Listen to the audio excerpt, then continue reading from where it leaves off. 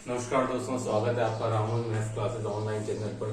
Student, आज के जो वीडियो है उसका हम टॉपिक रखा है आरपीएससी सेकेंड ग्रेड जो आपका फर्स्ट पेपर है, जीके प्लस साइकोलॉजी दोनों मिलाकर के जो आपका पेपर आता है स्टूडेंट, आपके टोटल 200 मार्क्स का बहुत ही इंपॉर्टेंट है। इसमें आपके 100 क्वेश्चन पुटअप होते हैं और आपको 2 घंटे मिलते हैं। ठीक है, टाइमिंग की कोई ज्यादा दिक्कत वाली बात नहीं है। जीके प्लस साइकोलॉजी मिला करके है तो आपके आराम से टाइमिंग की कोई दिक्कत नहीं आती है। 2 घंटे में 100 क्वेश्चंस आपके आराम से अटेम्प्ट हो सकते हैं। टोटल इसके 4 पार्ट हैं, जिसमें मैंने यहाँ सबसे पहले ऊपर 2 पार्ट लिखे हैं स्टूडेंट। इसके ये वीडियो विशेषकर जो फ्रेशर है उनके लिए बहुत ज्यादा यूजफुल होने वाला, क्योंकि आज हम तरीके बताएंगे। कई लोग शिकायत करते हैं कि सर हम पहली बार जीके पढ़ने जा रहे हैं, कभी आज के जीके राजस्थान जीके नहीं पढ़ा, इंडिया वर्ल्ड जीके नहीं पढ़ा, कभी देखा नहीं, चीजें हम पढ़ते हैं भूल जाते हैं। परसों जो पढ़ा था वो आज भूल गए, क्या था क्या नहीं, उसका मैं आपको तरीका बताऊंगा स्टूडेंट। पहले हम बात करेंगे राजस्थान जीके के लिए, जो बहुत ही इंपॉर्टेंट होने वाला है। कुछ तरीके बताएंगे जिनकी मदद से आपको मददगार होंगे वो आपको चीजों को याद रखने में। वो तरीके आप देखते रहिए, वीडियो को लास्ट तक देखिएगा। देखिए, सबसे इंपॉर्टेंट है इसमें आपका राजस्थान का सामान्य ज्ञान, जिसमें कि स्टूडेंट आपके 40 क्वेश्चन पुटअप होते हैं, मतलब कि कितने हो गए, 80 मार्क्स के हो गए। और साथ साथ में आता है आपका करंट अफेयर्स ऑफ राजस्थान, जिसके ही आपके 10 क्वेश्चन पुटअप होते हैं स्टूडेंट, जो आगे आपके 20 मार्क्स। तो मैं ये कह रहा हूं कि आपके टोटल 50 क्वेश्चंस हो गए हैं आउट ऑफ 100 राजस्थान जीके के प्योर, मतलब 50% पार्ट आपका राजस्थान जीके कवर कर रहा है, जो कि लगभग हर कॉम्पिटिटिव एग्जाम में करता ही है। वही परिपाटी यहाँ फॉलो हो रही है। तो इंपॉर्टेंट चीज राजस्थान का सामान्य ज्ञान, इसमें आपका हिस्ट्री आ गया, कल्चर आ गया, ज्योग्राफी आ गया, सब कुछ आ गया। तो स्टूडेंट सबसे पहले दिक्कत स्टूडेंट को सबसे ज्यादा आ रही है राजस्थान की ज्योग्राफी में, भूगोल में सबसे ज्यादा दिक्कत आती है।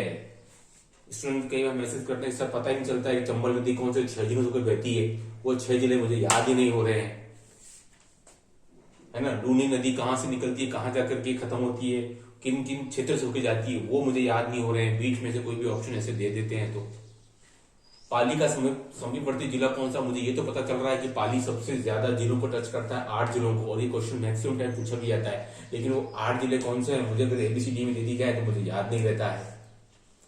ठीक है, और अगर नक्शा बना करके आपके सामने ऐसा कोई क्वेश्चन आ जाए, है ना, नक्शा बना करके ऐसा कोई क्वेश्चन आ जाए, यहाँ पर आपको पॉइंट कर दे और यहाँ पर आपको कोई मंदिर का नाम या कोई भी वन्य जीव अभ्यारण्य दे दे, तो आप क्या बता पाओगे ये कहां पर स्थित है। ऐसे क्वेश्चन भी आए हैं स्टूडेंट, क्या ये नागौर में है, क्या चूरू में है, क्या सीकर में है, कि जयपुर में है, कि टोंक में है। तो ऐसे क्वेश्चन भी पूछे गए हैं। या फिर यहां कोई आपको पॉइंट कर दे, बताओ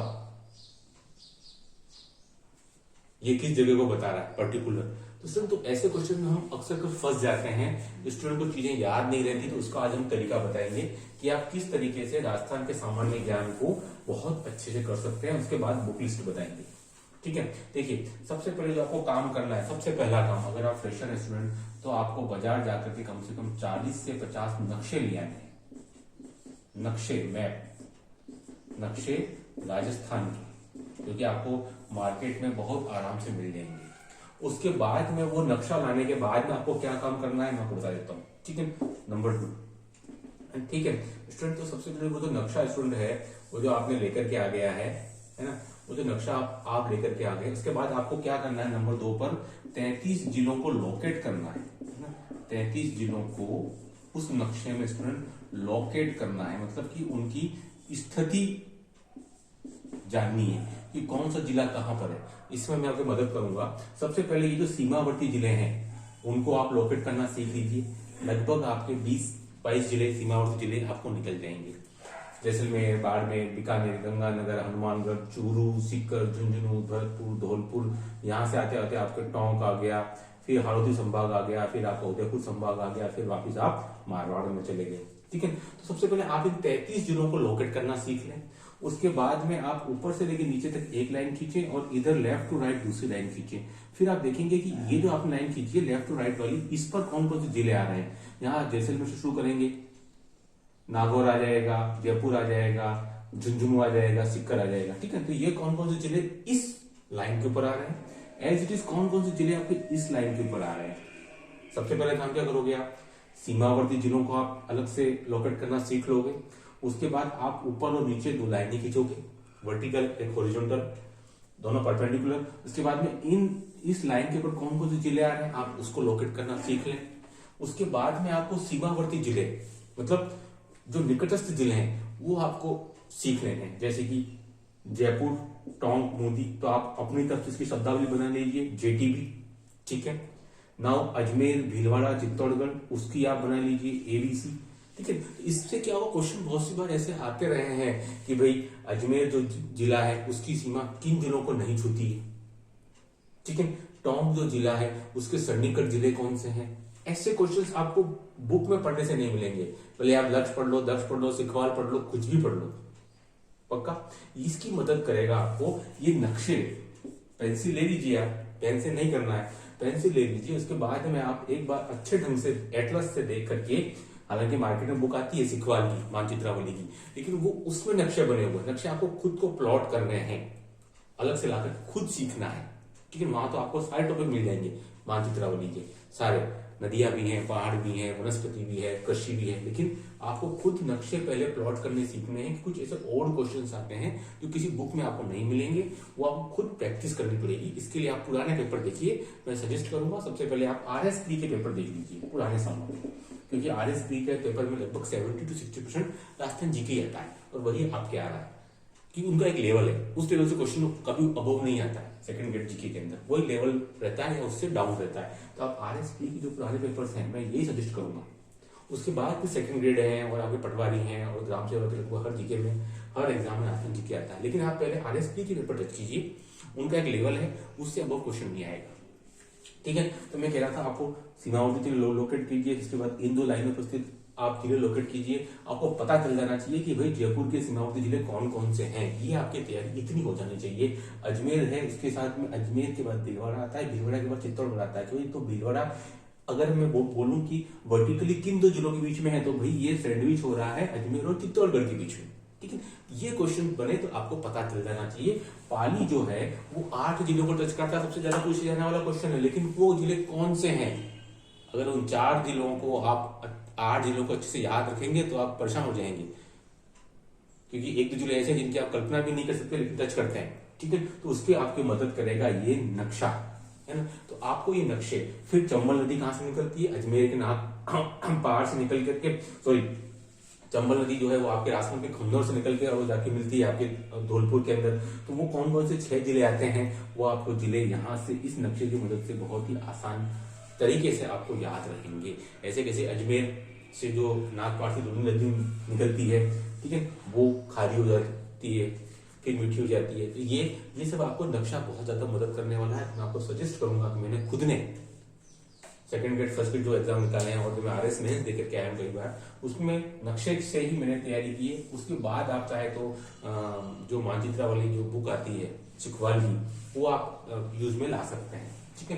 तो ये मैं आपको सजेस्ट करूंगा, और इसके अलावा कुछ और बुक्स मैं आपको सजेस्ट करना चाहूंगा, जैसे कि राजस्थान जीके के लिए आप चाहो तो आपके पास लक्ष्य तो परमानेंट बुक होनी ही चाहिए, नंबर 1 लक्ष्य तो एक बुक होनी चाहिए जो आपको पूरा जीके कवर करेगा। नंबर 2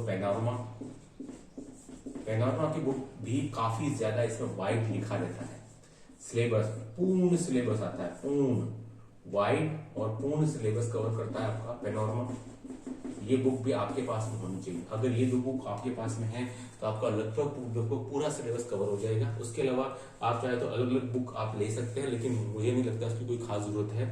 यहाँ आपका सिलेबस कंप्लीट हो जाएगा। या आप अगर चाहते हैं केवल पैनोरमा तो आप पैनोरमा भी पढ़ सकते हैं केवल, ठीक है। उसके अलावा सूजस की बुक भी आती है ना, और उसके अलावा आपके कुंवर कनक सिंह राव की भी बुक है, वो भी एक अच्छी बुक है आस्था जीके के लिए, वो भी आप चाहे तो पढ़ सकते हैं। बाकी मेरे लिए पैनोरमा और लक्ष्य ये 2 ठीक ठाक है, इनसे आपको आस्था जीके पूरा कवर हो जाएगा।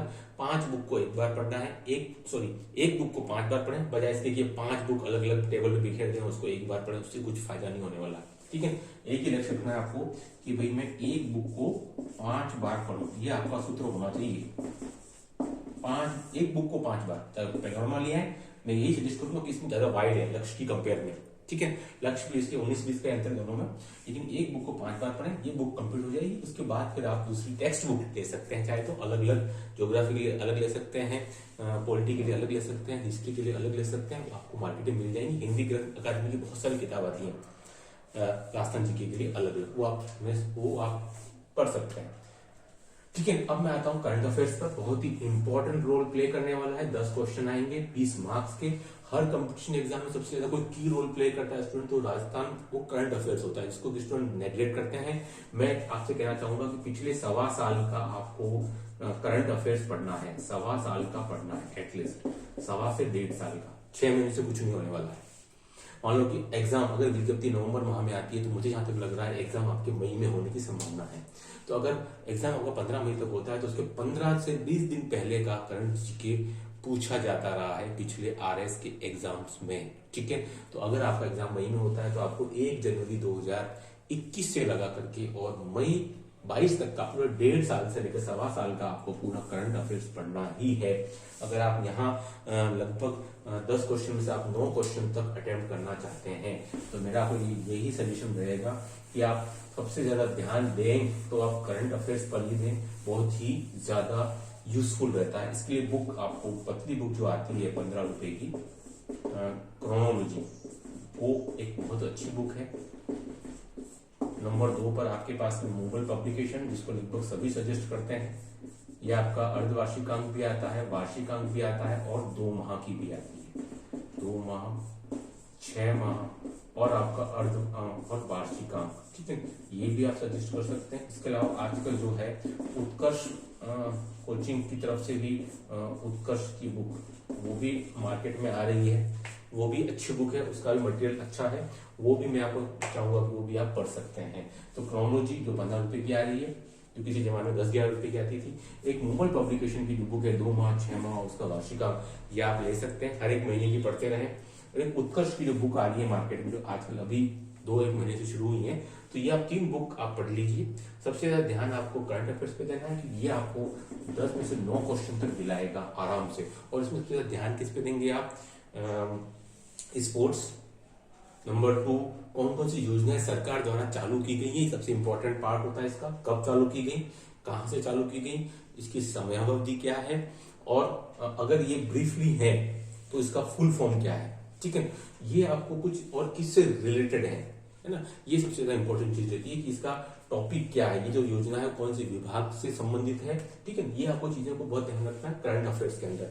तो अभी तक हमने बात कर ली है 50 क्वेश्चंस की स्टूडेंट, और अब मैं आता हूं आपका इंडिया और जो वर्ल्ड जीके है उस पर मैं आता हूं।